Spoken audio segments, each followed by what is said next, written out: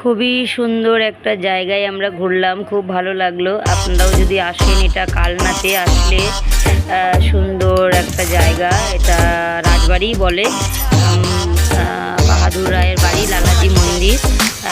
এবং এটা হচ্ছে ঠিক 108টা শিব মন্দিরের পাশেই এই রাজবাড়ি। আপনারা আসুন, দর্শন করুন। আমরা দর্শন করেছি, খুব ভালো। এবং পাশে থাকবেন, লাইক, কমেন্ট ও সাবস্ক্রাইব করে আমাকে একটু উৎসাহিত করুন।